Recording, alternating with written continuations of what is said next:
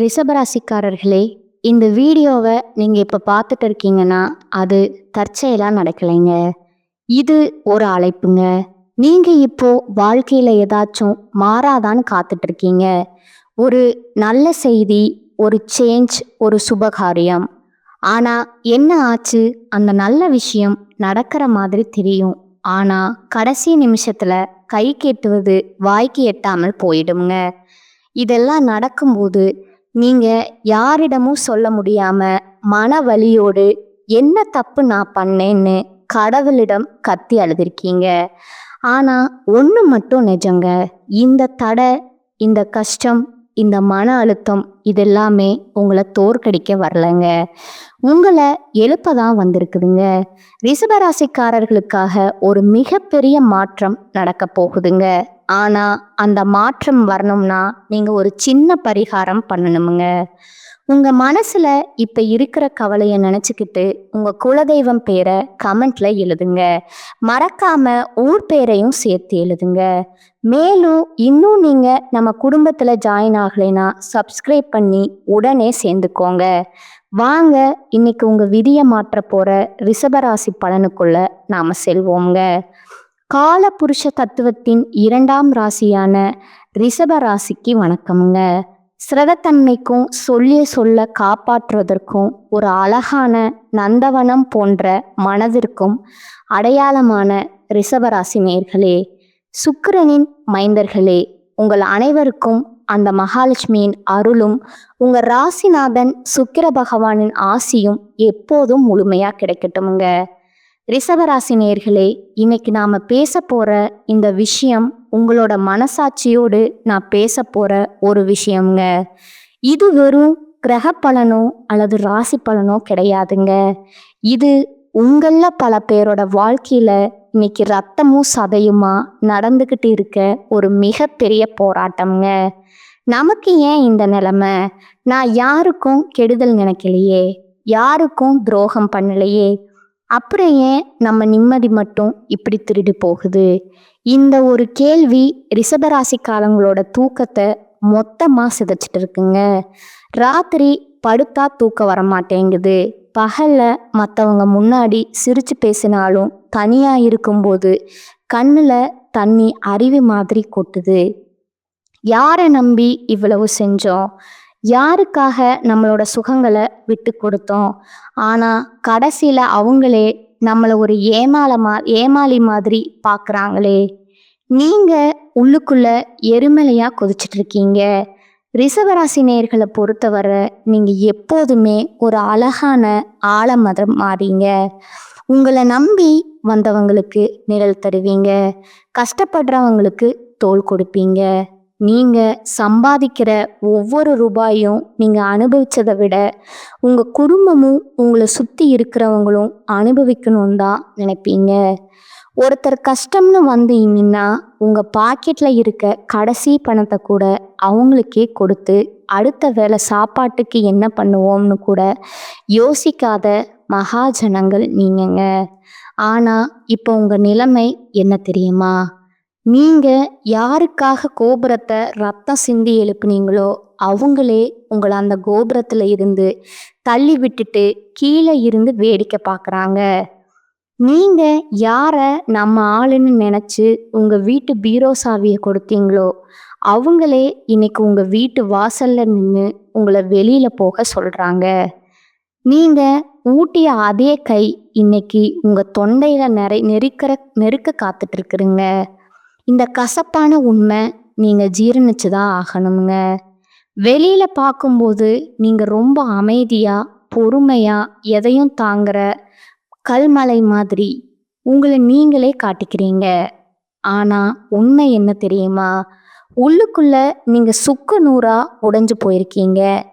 ஏன்னா உங்களை வீழ்த்தியது யாரோ தெருவில் போகிற அந்நியன் இல்லைங்க.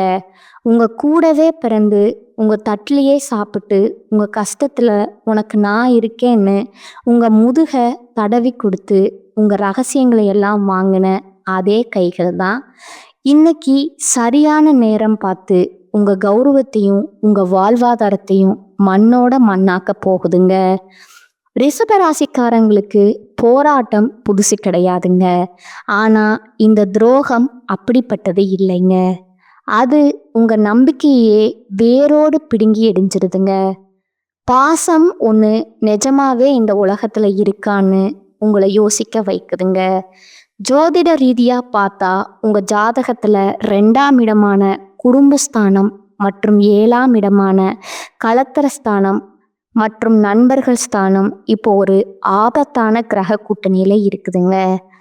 இதனால தான் நீங்க யாருக்காக உங்க துரோகத்தை தியாகம் செய்தீர்களோ, எவருக்காக உங்கள் சொந்த ஆசைகளை எல்லாம் குழி தோண்டி புதைத்தீர்களோ, அவர்களே இன்று உங்களை உதவாக்கறன்னு முத்திர குத்தி ஓரம் கட்டுறாங்கங்க. ரிஷபராசி நேயர்களே, உங்க பொறுமை தான் இப்போ அவங்களுக்கு ஒரு வசதியா போச்சுங்க. நீங்க எதுவும் பேச மாட்டேங்கிறீங்க. நீங்க பேச மாட்டேங்கிற தைரியத்துல தான் அவங்க உங்க மேல ஏறி சவாரி செய்றாங்கங்க. இந்த வீடியோ வரிசையில நம்ம ரிஷபராசியின் நிம்மதியை திருடும் அந்த 3 முக்கியமான உறவுகளை பற்றி உடைக்க போறோம்ங்க. அவர்கள் எப்படி உங்கள் பாசத்தை வைத்து உங்களையே வியாபாரம் செய்கிறார்கள். 1, அந்த இரத்த பந்தம் உங்கள் கூடவே பிறந்து உங்கள் உழைப்பால வளர்ந்துட்டு இன்று உங்கள் சொத்துக்காகவும் கௌரவத்துக்காகவும் உங்களை வீழ்த்த துடிக்குமுங்க. அந்த முதல் உறவு யார்? 2வது, அந்த பாசக்கார சகுனிகள் உங்கள் வீட்டு விசேஷங்களில் முன்னால் வந்து நின்று கொண்டு உங்களை புகழ்வது போலவே பேசி உங்கள் பலவீனங்களை உங்கள் எதிரிகளிடம் கொண்டு போய் விற்கும் அந்த 2வது உறவு யார்? 3வது பார்த்தீங்கன்னா, அந்த நண்பன் எனும் முகமூடி நீங்கள் உயிர் என்று நம்பி எதையெல்லாம் அவரிடம் கொட்டினீர்களோ அதை ஆயுதமா மாற்றி உங்கள் வாழ்வை சிதைக்க காத்திருக்கும் அந்த 3வது நபர் யார்? இந்த வீடியோவை நீங்க ஒரு நிமிஷம் கூட ஸ்கிப் பண்ணாம பார்க்கணுங்க. ஏன்னா இது உங்களுக்காக நான் போடுற வீடியோ இல்லைங்க. உங்க கண்ணு முன்னாடியே நடந்துட்டு இருக்கிற அந்த சதியை நீங்க அடையாளம் காணும். உங்களை அழிச்சவங்க முன்னாடி நீங்க மீண்டும் ஒரு ராஜாவா தலை நிமிர்ந்து நிற்க வைக்கிறது தான் இந்த ஜாதக ரகசியத்தோட ஒரே லட்சியம்ங்க. ரிஷபராசி நேயர்களே, இது உங்களுக்கான எச்சரிக்கை மட்டும் கிடையாதுங்க. இது உங்களுக்கான ஒரு மகா ஆயுதம்ங்க. துரோகத்தால் வரும் காயங்களை விட அந்த துரோகிய அடையாளம் காணாததுதான் உங்கள் வாழ்வின் மிகப்பெரிய வீழ்ச்சிங்க. இந்த அறிமுகத்துல உங்க மன அழுத்தத்துக்கும் உங்க வாழ்க்கையில இப்ப ஏற்பட்டிருக்கிற இந்த சரிவுக்கும் காரணமான அந்த நன்றி மறந்த முகங்களை அணு அணுவா அடையாளம் காட்ட போகிறோம்ங்க. வாருங்கள், ரிஷபத்தின் பொறுமை ஏன் இப்படி சோதிக்கப்படுது? நீங்க அன்னமிட்ட கை ஏன் உங்க கழுத்தை நெருக்க பார்க்குது? இதை பற்றி மிக மிக விரிவா பார்ப்போம்ங்க. இது ஜாதக ரகசியம்ங்க. ரிஷபராசி துரோகங்களின் ரகசிய தொடர் பகுதி 1, கூடவே பிறந்து குழிப்பறுக்குமுங்க அந்த இரத்த பந்தம். ரிஷபராசி நேயர்களே, நாம இப்போ இந்த தொடரோட மிக முக்கியமான கட்டத்துக்குள்ள நுழைய போறோம்ங்க. ரிஷபராசிக்காரங்க வாழ்க்கையில இருக்கிற மிகப்பெரிய பலமும் அவங்க குடும்பம்தான். அவங்க வாழ்க்கையில விடுற மிகப்பெரிய அடியும் அதே குடும்பத்துல இருந்து தான் வருதுங்க. இது எவ்வளவு பெரிய முரண்பாடு பார்த்தீங்களா? ரிஷபராசிக்கு 2ஆம் இடம்ங்கிறது குடும்பஸ்தானம்ங்க. இந்த இடத்தோட அதிபதியா வர்றது புதன் பகவானுங்க. இதனாலேயே உங்களுக்கு பேசும் திறமையும் குடும்பத்து மேல ஒரு அதீத பற்றும் இருக்குங்க. ஆனா இதே புதன் பகவான் சில நேரங்கள்ல உங்களுக்கு பக்கத்துல இருக்கிறவங்களையே உங்களுக்கு எதிரா மாத்திருவாருங்க. யார் அந்த இரத்த பந்தம்? நீங்க ஒரு நிமிஷம் கண்ணை மூடி யோசிச்சு பாருங்க. நீங்க சின்ன வயசுல இருந்து யாருக்காக எதையும் விட்டு கொடுத்தீங்க? உங்க தம்பியா இருக்கலாம், தங்கையா இருக்கலாம், இல்லை உங்க கூடவே பிறந்த அண்ணனா இருக்கலாம். ரிஷபராசிக்காரங்க எப்பவும் செல்ஃப்லெஸ் மனிதர்கள்ங்க. அதாவது தனக்கு ஒரு பொருள் கிடைக்கிறத விட தன் தம்பிக்கு அது கிடைச்சா நீங்க ரொம்ப சந்தோஷப்படுவீங்க. அவங்க நல்லா இருக்கணும்னு நீங்க உங்க படிப்பை விட்டுட்டு வேலைக்கு துணிஞ்சிருப்பீங்க. அவங்க கல்யாணத்துக்காக நீங்க கடன் வாங்கி இருப்பீங்க. அவங்க ஒரு வீடு கட்டின உடனே நீங்க உங்க சேமிப்பை மொத்தமா தூக்கி கொடுத்துருப்பீங்க. ஆனா இன்னைக்கு நிலைமை என்ன? நீங்க எப்ப அவங்களுக்கு காசு கொடுக்கறத நிறுத்துனீங்களோ, இல்ல என்னைக்கு உங்களுக்கு ஒரு கஷ்டம்னு வந்து அவங்க முன்னாடி நின்று ஒரு உதவி கேட்டீங்களோ, அன்னைக்கு அவங்களோட உண்மையான முகம் வெளியில வந்திருக்குங்க. துரோகத்தின் முதல் படி அலட்சியமுங்க. முதல்ல அவங்க உங்களை மதிக்கிறத நிறுத்துவாங்க. இவன் என்ன செஞ்சான் நமக்கு, அவன் கடமையை செஞ்சான் அப்படின்னு ரொம்ப சாதாரணமா பேசுவாங்க. ரிஷபராசி நேயர்களே, நீங்க மற்றவங்க கிட்ட பாராட்ட எதிர்பார்க்க மாட்டீங்க. ஆனா நீங்க செஞ்ச உதவிக்கு ஒரு சின்ன நன்றியையாவது எதிர்பார்ப்பீங்க. ஆனா அந்த நன்றி கடனுக்கு பதிலா அவங்க உங்களுக்கு கொடுக்கறது என்ன தெரியுமா? அலட்சியம்ங்க. குடும்ப விஷயங்கள்ல உங்களை கூப்பிடாம விடுறது, அப்படியே கூப்பிட்டாலும் உங்களை ஒரு மூலையில உட்கார வைக்கிறது, உங்க பேச்ச யாரும் மதிக்காத மாதிரி ஒரு சூழலை உருவாக்குறது, இதுதான் அந்த துரோகத்தோட முதல் படிங்க. சொத்து மற்றும் பண விஷயத்துல விழும் பலத்த அடிங்க. ரிஷபராசிக்காரங்க கஷ்டப்பட்டு சேர்த்த சொத்துல கை வைக்கிறதுல தான் இவங்க தான் முதல்ல நிற்பாங்க. நீ தான் நல்லா சம்பாதிக்கிறியே, இது எனக்கு இருக்கட்டுமேனு பாசமா பேசி உங்ககிட்ட இருந்த நிலத்தையோ வீட்டையோ இல்லை ஒரு பெரிய தொகையோ அபகரிச்சிருப்பாங்க. நீங்க சரி போனா போகுது, என் தம்பி தானே, என் ரத்தம் தானேன்னு விட்டு கொடுப்பீங்க. ஆனா அந்த சொத்து அவங்க கைக்கு போனதுக்கு அப்புறம் உங்களை அவங்க யாருன்னே தெரியாத மாதிரி நடத்துவாங்கங்க. குறிப்பா ரிஷபராசி பெண்கள், நீங்க உங்க பிறந்த வீட்டுக்காக எவ்வளவோ செஞ்சிருப்பீங்க. ஆனா உங்களுக்கு ஒரு பிரச்சனை வரும்போது அதை பிறந்த வீட்டில் இருக்கிறவங்க கதவை தட்டுவாங்க, கதவை தாளிட்டுக்குவாங்கங்க. உனக்கு அங்கே என்ன வேலைன்னு கேட்குற அந்த ஒரு வார்த்தை உங்க இதயத்தை ஈட்டியால குத்துற மாதிரி இருக்குமுங்க. ஏன் இவங்க இப்படி மாறுறாங்க? இதுக்கு காரணம் உங்க மேல இருக்கிற பொறாமை தாங்க. ரிஷபராசிக்காரங்க எப்பவும் உழைப்பால உயர்வாங்க. நீங்க வீழ்ந்தாலும் மீண்டும் எழுதுருவீங்கிற பயம் அவங்களுக்குள்ள இருக்குங்க. அதனாலேயே உங்களை எழுந்திருக்க விடாம செய்யணும்னா உங்க குடும்பத்துக்குள்ளேயே குழப்பத்தை உண்டு பண்ணணும்னு அவங்க நினைக்கிறாங்க. நீங்க யாருக்காக ரத்தம் சிந்தி உழைச்சிருக்கீங்களோ அவங்களே இப்போ உங்க எதிரிகளோட கை கோர்த்துக்கிட்டு உங்களுக்கு எதிராக சதி செய்கிறாங்க. ரிஷபராசி நேயர்களே, அந்த நபர் யாருன்னு உங்களுக்கு இந்நேரம் புரிஞ்சிருக்குமுங்க. அவங்க உங்க முன்னாடி வரும்போது ரொம்ப பவ்யமா நடிப்பாங்க. ஆனா பின்னாடி போனா உங்களை பத்தி தப்பா பேசுவாங்கங்க. இவனுக்கு திமிர் பிடிச்சவன், இவன் யாருக்கும் எதுவும் செய்யலைன்னு ஊர் முழுக்க வதந்திய பரப்புவாங்க. இந்த துரோகத்துல இருந்து நீங்க எப்படி தப்பிக்க போறீங்க? அந்த இரத்த பந்தத்துக்கிட்ட இருந்து உங்களை நீங்க எப்படி தனிமைப்படுத்திக்க போறீங்க? அவங்க செஞ்ச துரோகத்தை அவங்களுக்கே எப்படி உணர்த்த போறீங்க? வாருங்க, ரிஷபராசியின் துரோக பக்கங்களின் இது வெறும் ஆரம்பந்தாங்க. அடுத்ததான் அந்த பாசக்கார சகுனிகள், அதாவது உங்க உறவினர்கள்ங்கிற போர்வைக்குள்ள இருக்கிற அந்த 2வது ஆபத்தை பற்றி அடுத்த பகுதியில மிக விரிவா பார்ப்போம்ங்க. இது ஜாதக ரகசியம்ங்க. ரிஷபராசி துரோகங்களின் ரகசிய தொடர் பகுதி 2ங்க. பாசக்கார சகுனிகள், முகஸ்துதி பாடி முதுகில குத்தும் உறவினர்கள். ரிஷபராசி நேயர்களே, முதல் பகுதியில் உங்கள் இரத்த பந்தங்கள் செய்த துரோகத்தை பார்த்தோம்ங்க. இப்போ நம்ம பார்க்க போகிற இந்த 2வது வகை உறவு இருக்கே, இது அதை விட மிக மிக ஆபத்தானதுங்க. ஏன்னா முதல் வகை துரோகிகள் எதிரிகளாக முன்னாடி வந்து நிற்பாங்க. ஆனால் இந்த 2வது வகை துரோகிகள் உங்கள் கூடவே இருந்து உங்கள் தட்டிலேயே சாப்பிட்டு உங்களை புகழ்ந்து தள்ளி சமயம் பார்த்து உங்களை மொத்தமாக காலி பண்ணுறவங்க. இவங்களைத்தான் நான் பாசக்கார சகுனிகள் அப்படின்னு சொல்கிறேங்க. ரிஷபராசிக்காரங்களுக்கு தெரிஞ்சோ தெரியாமலோ ஒரு பலவீனம் இருக்குங்க. அதுதான் முகஸ்துதிங்க.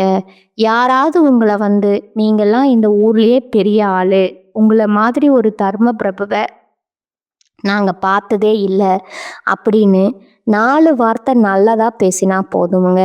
உங்ககிட்ட இருக்க மொத்த ரகசியத்தையும், ஏன் உங்க பீரோ சாவியை கூட அவங்க கிட்ட தூக்கி கொடுத்துருவீங்க.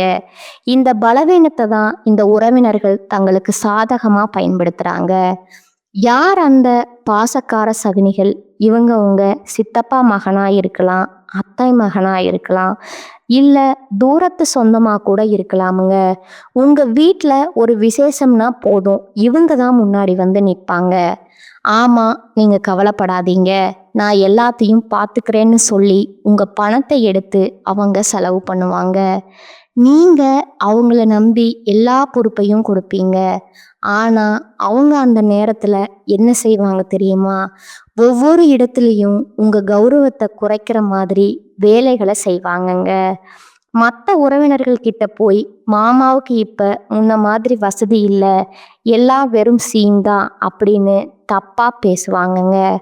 உங்க காதுக்கு வரும்போது இவன் நம்ம மேல எவ்வளவு பாசமா இருக்கான்னு நீங்க நினைக்கிற மாதிரி நடிப்பாங்க.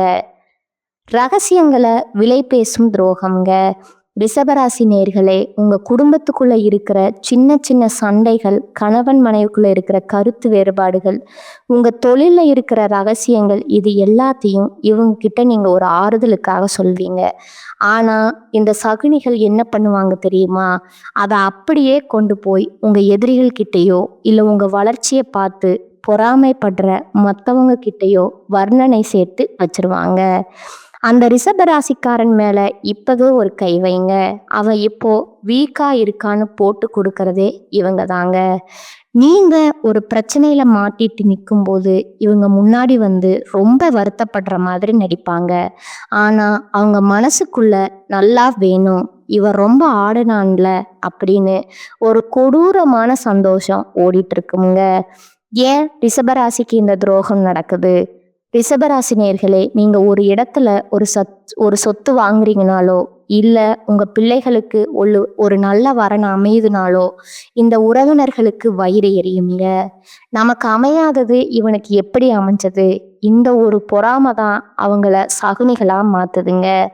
நீங்க செஞ்ச உதவிய அவங்க ஒருபோதும் சொல்ல மாட்டாங்க. ஆனா நீங்க தெரியாம செஞ்ச ஒரு சின்ன தப்ப ஊர் முழுக்க தம்மட்டம் அடிச்சு சொல்லுவாங்கங்க. உங்க வீட்ல இருக்கிற குழப்பங்களுக்கும் இவங்க தான் மூல காரணமா இருப்பாங்கங்க.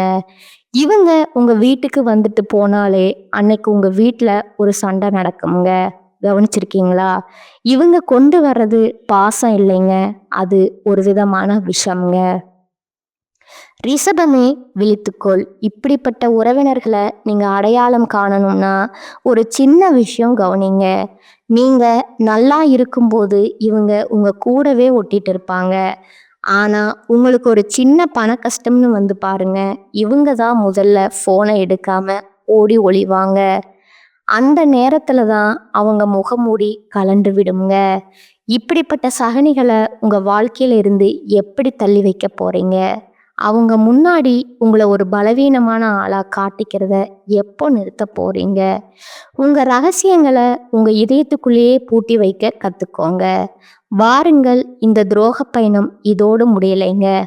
அடுத்து நாம பார்க்க போற அந்த 3வது நபர் இருக்காரே, அவர்தான் எல்லாத்தையும் விட மிக மிக மோசமானவருங்க. ஏன்னா அவர் நண்பன் என்கிற புனிதமான பேருக்கு பின்னாடி ஒளிஞ்சிருக்காருங்க. அந்த 3வது துரோகத்தை பற்றி அடுத்த பகுதியில மிக விரிவா பார்ப்போம்ங்க. இது ஜாதக ரகசியம்ங்க. ரிஷபராசி துரோகங்களின் ரகசிய தொடர் பகுதி 3ங்க. நண்பன் அப்படிங்கிற பொருள் நச்சு கத்தி முதுகில் குத்தும் உயிர் நண்பன்க. ரிஷபராசி நேர்களே, நாம இப்போ இந்த தொடரோட உச்சக்கட்டத்துக்கு வந்துட்டோம்ங்க. முதல் 2 பகுதியில இரத்த பந்தத்தையும் உறவினர்களையும் பார்த்தோம்ங்க. ஆனா இந்த 3வது வகை இருக்கே, இதுதான் ரிஷபராசிக்காரங்களை உயிரோட கொள்ற ஒரு விஷயம்ங்க. ஏன்னா ரத்த பந்தம் துரோகம் பண்ணா அவன் சுபாவம் அப்படின்னு விட்டுறலாமுங்க. உறவினர்கள் துரோகம் பண்ணா அவங்க பொறாம பிடிச்சவங்கன்னு ஒதுக்கிடலாமுங்க. ஆனா உயிரை விட மேலானதுன்னு நீங்க நம்பின ஒரு நண்பன் துரோகம் பண்ணா அதை உங்களால சாகுற வரைக்கும் மறக்கவே முடியாதுங்க. ரிஷபராசிக்காரர்களுக்கு நண்பர்கள்னா ரொம்ப இஷ்டம்ங்க. சுக்கிரனோட ஆதிக்கம் இருக்கிறதுனால நீங்க எப்பவும் ஒரு கூட்டத்தோட இருக்கணும், ஜாலியா இருக்கணும்னு நினைப்பீங்க. நீங்க உங்க நண்பனுக்காக என்ன வேணும்னாலும் செய்வீங்க. அவன் கஷ்டப்படுறாருன்னு தெரிஞ்சா உங்க மனைவியோட நகையை அடகு வச்சாது அவனுக்கு பணம் கொடுப்பீங்க. அவன் ஒரு பிரச்சனையில இருந்தா நீங்க முன்னாடி போய் நிப்பீங்க. ஆனா அந்த நண்பன் உங்களுக்கு கொடுக்க போற பரிசு என்ன தெரியுமா? மரண அடிங்க. யார் அந்த நண்பன்? இன்னும் முகமூடி. உங்க கூடவே காலேஜ்ல படிச்சவரா இருக்கலாம், இல்ல ஆபீஸ்ல உங்க கூடவே வேலை செய்யறவரா இருக்கலாம், இல்ல உங்க பிசினஸ் பார்ட்னரா கூட இருக்கலாம். ரிஷபராசி நேர்களே, நீங்க ஒருத்தரை நண்பன்னு ஏத்துக்கிட்டா உங்க வீட்டு ரகசியம், உங்க தொழிலோட லாப நஷ்டம், ஏன் உங்க பர்சனல் வாழ்க்கையில நடக்கிற எல்லா விஷயத்தையுமே அவன்கிட்ட கொட்டிடுவீங்க. இவன் நம்ம கிட்ட எதையும் சொல்ல மாட்டான்னு நீங்க நம்புற அந்த ஒரு இடம்தான் உங்க வீழ்ச்சியோட ஆரம்பம்ங்க. தொழில்ல விழும் பலத்தை அடிங்க. நீங்க ஒரு ஐடியா பண்ணி ஒரு புது பிஸ்னஸ் ஆரம்பிக்கலாம்னு இருப்பீங்க. அதை உங்க நண்பன் கிட்ட ஷேர் பண்ணுவீங்க. ஆனா அந்த நண்பன் என்ன பண்ணுவான் தெரியுமா? நீங்க பிளான் போட்ட அதே பிஸ்னஸ் உங்களுக்கு தெரியாம அவனோட ஆளுங்களை வச்சு ஆரம்பிச்சிருவாங்க. இல்லைன்னா உங்க தொழிலோட சீக்ரெட்டை உங்க காம்படிட்டர் கிட்ட போய் வித்துடுவாங்க. நீங்க ஏன்டா இப்படி பண்ணேன்னு கேட்டா பிஸ்னஸ்ல இதெல்லாம் சகச்சம்டான்னு சொல்லி ரொம்ப சாதாரணமா உங்க முகத்துக்கு முன்னாடியே சொல்லுவாங்க. குடும்பத்துல குழப்பத்தை விளைவிக்கும் நச்சு இது இன்னும் கொடுமையானதுங்க. அந்த நண்பன் உங்க வீட்டுக்குள்ள அடிக்கடி வருவாருங்க. உங்க குடும்பத்துல ஒருத்தரை பழகுவாருங்க. ஆனா உங்க மனைவி கிட்ட உங்களை பத்தி தப்பு தப்பா சொல்றதோ, இல்ல உங்ககிட்ட உங்க குடும்பத்தாரை பத்தி தப்பு தப்பா சொல்றதோ இவரோட வேலையா இருக்குமுங்க. உன் வீட்டுக்காரர் என்ன இப்படி இருக்காரு அப்படின்னு ஆரம்பிச்சு மெல்ல மெல்ல உங்க குடும்ப நிம்மதியை குலைக்கிற வேலைகளை இவங்க செய்வாங்கங்க. ரிஷபராசி நேர்களே, உங்க நண்பன் தான் உங்க எதிரிக்கு உங்களை பத்தின எல்லா தகவலையும் கொடுத்துட்டு இருக்காங்க. ஏன் ரிஷபராசிக்கு இந்த துரோகம்? உங்களுடைய அசுர வளர்ச்சி தான் அவங்க கண்ணை உறுத்துதுங்க. நீங்க ஒரு புது கார் வாங்கினா இவங்க வெளியில வாழ்த்து சொல்லுவாங்க. ஆனா உள்ளுக்குள்ள இவனுக்கு எப்படி இவ்வளவு வசதி வந்ததுன்னு வயிறெறிவாங்கங்க. நீங்க ஒரு பிரச்சனையில மாட்டிக்கும் போது இவங்க தான் முதல் ஆளா வந்து உங்களுக்கு ஆறுதல் சொல்ற மாதிரி நடிப்பாங்க. ஆனா அன்னைக்கு நைட்டே அவங்க நிம்மதியா தூங்குவாங்க. ஏன்னா அவங்க நினைச்சது நடந்துருச்சுங்க. ஒரு நண்பன் துரோகம் பண்ணும்போது நீங்க உடைஞ்சு போயிடுறீங்க. இனிமே யாரையும் நம்பக்கூடாதுன்னு ஒரு முடிவுக்கு வர்றீங்க. ஆனா அந்த முடிவை நீங்க முன்னாடியே எடுத்திருக்கணுங்க. உங்களுடைய ரகசியங்கள், உங்களுடைய பலம், அதை ஒரு நண்பன் கிட்ட பகிர்கிறதுக்கு மூலமா நீங்க உங்க ஆயுதத்தை அவன்கிட்டயே கொடுத்துட்றீங்க. இப்போ நீங்க செய்ய வேண்டியது ஒண்ணுதாங்க. உங்க நண்பர்கள் வட்டாரத்தை ஒரு தடவை செக் பண்ணுங்க. உங்க வளர்ச்சியை பார்த்து உண்மையாவே சந்தோஷப்படுறவர் யாரு? உங்க கஷ்டத்துல நிஜமாவே கை கொடுக்கிறவர் யாரு? இந்த முகமூடி மனிதர்களை அடையாளம் கண்டு அவங்கள உங்க வாழ்க்கையில இருந்து கட் பண்ணுங்க. அவங்க முன்னாடி நீங்க தோத்துட்டதா நினைச்சு அழுறத நிறுத்துங்க. ஏன்னா அவங்களுக்கு தேவை உங்க அழுகதாங்க. உங்க அவமானப்படுத்தியவர்கள் முன்னாடி, உங்களை ஏமாற்றிய நண்பர்கள் முன்னாடி நீங்க ஒரு ராஜாவா மீண்டு எழுந்து நிக்கணுமுங்க. அந்த வெற்றி தான் நீங்க அவங்களுக்கு கொடுக்கிற மிகப்பெரிய தண்டனைங்க. வாருங்கள், இந்த துரோகங்கள் எல்லாத்தையும் தாண்டி ரிஷபராசி எப்படி நிமிர்ந்து நிற்க போகுது? இழந்த கௌரவத்தை மீட்க நீங்க செய்ய வேண்டிய இந்த மகா ரகசிய பரிகாரங்கள் என்ன? அடுத்த இறுதி பகுதியில மிக விரிவா பார்க்கலாம்ங்க. துரோகங்களின் ரகசிய தொடர் இறுதி பகுதி, துரோகிகளை வீழ்த்தும் விஸ்வரூபம்ங்க. இந்த இழந்த கௌரவத்தை மீட்கும் மகா ரகசிய பரிகாரங்கள். ரிஷபராசி நேர்களே, நாம இப்ப இந்த தொடரோட மிக முக்கியமான உங்க வாழ்க்கைய தலைகீழா மாற்ற போற ஒரு இடத்திற்கு வந்துட்டோம்ங்க. இதுவரைக்கும் ரத்த பந்தம் செஞ்ச துரோகம், உறவினர்கள் ஆடிய சகுனி ஆட்டம், நண்பன் போட்ட முகமூடின்னு எல்லா கசப்பான உண்மைகளையும் பார்த்தோம்ங்க. இதை கேட்கும்போது உங்க மனசு வலிச்சிருக்குங்க. நான் இவ்வளவு ஏமாளியா இருந்தேன்னு உங்க மேலேயே உங்களுக்கு கோபம் வந்திருக்குங்க. ஆனா ஒண்ணு தெரிஞ்சுக்கோங்க, அடிபட்ட காலதான் முன்ன விட வேகமா பாயுங்க. இப்ப அந்த பாய்ச்சலுக்கான நேரம் வந்துருச்சுங்க. உங்களை அழ வச்சவங்க முன்னாடி நீங்க அழுதுகிட்டே இருந்தா அது உங்களுக்கு கிடைக்கிற வெற்றிங்க. ஆனா அவங்க உங்களை எங்கே வீழ்த்தணும்னு நினைச்சாங்களோ அதே இடத்துல நீங்க ஒரு ராஜாவா வந்து நிக்கிறது தான் நீங்க அவங்களுக்கு கொடுக்கிற மரண அடிங்க. உங்க ராசிநாதன் சுக்கிரன் உங்களுக்கு தரும் மிகப்பெரிய பலமே மீண்டிலும் ஆற்றல் தாங்க.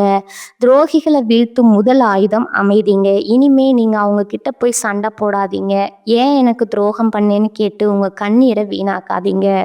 நீங்க எடுக்க வேண்டிய முதல் ஆயுதம் கடுமையான அமைதிங்க. அவங்களுக்கு உங்க வாழ்க்கையில என்ன நடக்குதுன்னே தெரியக்கூடாதுங்க. நீங்க சம்பாதிக்கிறீங்களா இல்லையா, உங்க அடுத்த பிளான் என்ன, எதுவுமே அவங்களுக்கு தெரிய விடாதீங்க. உங்க அமைதி அவங்கள பைத்தியமாக்குமுங்க. இவன் எப்படி இவ்வளவு அமைதியா இருக்கான்னு அவங்க பயப்படணுமுங்க. அதுதான் அவங்க விஸ்வரூபத்தோட முதல் படிங்க. செயலால் கொடுக்கும் பதிலுங்க. உங்க கௌரவத்தை சிதைச்சாங்களோ அதே கௌரவத்தை உங்க உழைப்பால 10 மடங்கு அதிகமாக்கி அவங்க முன்னாடி நிக்கணுங்க. உங்களை ஒரு ஏமாளின்னு சொன்னாங்களா, நீங்க ஒரு புத்திசாலித்தனமான தொழிலதிபராவோ அல்லது ஒரு பெரிய பதவியிலையோ வந்து உட்கார்ந்து அந்த வாயை அடைங்க. உங்க உழைப்பு தான் உங்களுடைய மிகப்பெரிய பழிவாங்குதலுங்க. இந்த யோகத்தை மீட்க மகா ரகசிய பரிகாரங்கள், ஜோதிட ரீதியா இந்த துரோகங்களால ஏற்பட்ட மன உளைச்சலும் பண இழப்பும் நீங்க சில ரகசிய பரிகாரங்களை செய்யணுங்க. சுக்கிரனின் அருளை பெற வெள்ளிக்கிழமை தோறும் அதிகாலையில மகாலட்சுமிக்கு மல்லிகை பூ செட்டி தீபம் ஏற்றி வழிபடுங்க. ரிஷபராசிக்கு அதிபதி சுக்கிரன் என்பதால மொச்சை பயிறு சுண்டல் செய்து தானம் கொடுப்பது உங்க பண வரத்தை நீக்குங்க. பணத்தடையை நீக்குங்க.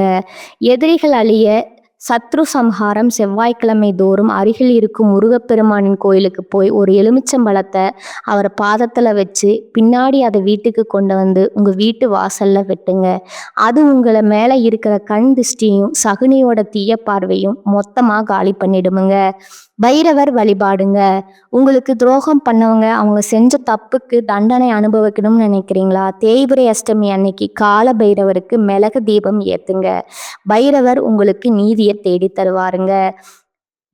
கடந்த போன வழிகளை ஒரு பாடமா எடுத்துக்கோங்க. இனிமே நீங்க பழைய ஏமாளி ரிஷபம் கிடையாதுங்க. நீங்க ஒரு பாடம் புகட்ட போற தங்கம். உங்க ரகசியங்களை உங்க இதயத்துக்குள்ளேயே பூட்டி வைங்க. உங்களை நம்பினவங்களுக்கு மட்டும் உண்மையா இருங்க. துரோகம் செஞ்சவங்களை இறைவன் பார்த்து பாருங்க. நீங்க உங்க வெற்றியை பாருங்க. உங்களை அவமானப்படுத்தியவர்கள் ஒரு நாள் உங்க வீட்டு வாசல்ல வந்து உதவிக்காக காத்துட்டு நிற்பாங்க. அன்னைக்கு நீங்க அவங்களுக்கு உதவி செய்யணும்னு அவசியம் இல்லைங்க. ஆனா நீங்க உயர்ந்த இடத்துல இருக்கிறத அவங்க பார்க்கணுங்க. அதுதான் உண்மையான ஜோதிட ரகசியம்ங்க. இந்த தொடரை நீங்க முழுமையா பார்த்துருக்கீங்கன்னா இப்போ உங்க மனசுல ஒரு தெளிவு பிறந்திருக்குமுங்க. நீங்க யாருக்காக அழுதீங்களோ அவங்க அழுகைக்கு தகுதியானவங்க இல்லைன்னு உங்களுக்கு புரிஞ்சிருக்குமுங்க. ரிஷபராசிக்காரங்க தோத்து போறது ரொம்ப கஷ்டம்ங்க. ஏன்னா நீங்க பூமாதேவி அம்சம் கொண்டவங்க. எவ்வளவு பாரத்தையும் தாங்குவீங்க. ஆனா ஒரு கட்டத்துல அந்த பாரம் உங்களுக்கே வலியை கொடுக்குமுங்க. அதை தூக்கி எறிய வேண்டியது உங்களுடைய கடமைங்க. உங்களை வீழ்த்த நினைச்ச அந்த ரத்த பந்தமா இருக்கட்டும், உங்க வீட்டுக்குள்ளேயே உட்கார்ந்து குளிபறிச்ச அந்த சகுனிகளா இருக்கட்டும், இல்ல நண்பன்னு நம்பி நீங்க முதுக திரும்பும் போது குத்துன அந்த துரோகியா இருக்கட்டும், அவங்க எல்லாருமே நீங்க கொடுக்க வேண்டிய ஒரே பரிசு மாதிரி அவங்கள உங்க மனசுல இருந்து மொத்தமா தொடச்சேறீங்க. அவங்கள பத்தி யோசிக்கிற ஒவ்வொரு நிமிஷமும் உங்க வளர்ச்சியோட ஒரு நிமிஷத்தை நீங்க இழக்கிறீங்க. நீங்க இழந்த மதிப்பு, இழந்த பணம், இழந்த நிம்மதி, இது எதுவுமே நிரந்தரமா உங்களை விட்டு போகலைங்க. அது எல்லாமே ஒரு பாடத்தை கத்து கொடுத்துட்டு போகுதுங்க. சுக்கிரனோட ஆதிக்கம் இப்போ உங்களுக்கு சாதகமா மாறப்போகுதுங்க. துரோகிகள் முன்னாடி நீங்க தலை குனிஞ்சு நின்ன காலம் முடிஞ்சு போச்சுங்க. இனிமே அவங்க உங்க நிழலை பார்த்து பயப்படுற காலம் ஆரம்பமாகுதுங்க. இனிமே உங்ககிட்ட ஒருத்தர் உதவி கேட்டு வராங்கன்னா உங்க பழைய ஏமாளி ரிஷபமா போய் நிக்காதுங்க. நிதானமா ரிஷபமா இருங்க. யாருக்கு உதவி செய்யணும், யாரை தள்ளி வைக்கணும், ஒரு எல்லைக்கோட்டை வரைச்சுக்கோங்க. அந்த எல்லைக்கோட்டை தாண்டி வர எவனுக்கும் உங்க வாழ்க்கையில இடம் இல்லைன்னு முடிவெடுங்க. உங்களை அவமானப்படுத்தியவர்கள் ஒரு நாள் உங்க வீட்டு வாசல்ல வந்து உதவிக்காக காத்துட்டு நிற்பாங்க. அப்ப நீங்க அவங்கள உதாசீனப்படுத்த வேண்டாமுங்க. ஆனா நீங்க அடைஞ்சிருக்க போற அந்த உன்னதமான இடத்தை பார்த்து அவங்க வயிறு எரியணுமுங்க. அதுதான் நீங்க அவங்களுக்கு கொடுக்கிற மிகப்பெரிய தண்டனைங்க. உங்களுடைய நேர்மை, உங்களுடைய அந்த தர்ம குணம், இதுதான் உங்களை மீண்டும் ஒரு வெற்றியாளரா மாத்த போகுதுங்க. ரிஷபராசி நேயர்களே, துரோகத்தை ஏருவாக்கி உங்கள் வெற்றியை பயிராக்குங்க. இந்த தொடர் உங்களுக்கு பிடிச்சிருந்தா மறக்காம கமெண்ட்ஸ்ல உங்க அனுபவங்களை பகிருங்க. நம்ம சேனலை சப்ஸ்கிரைப் பண்ணி ஆதரவு தாங்க. மீண்டும் ஒரு அதிரடி தலைப்போட உங்களை சந்திக்கிறேங்க. வாழ்க வளமுடன். வாழ்க நலமோடு. நன்றி, வணக்கம்.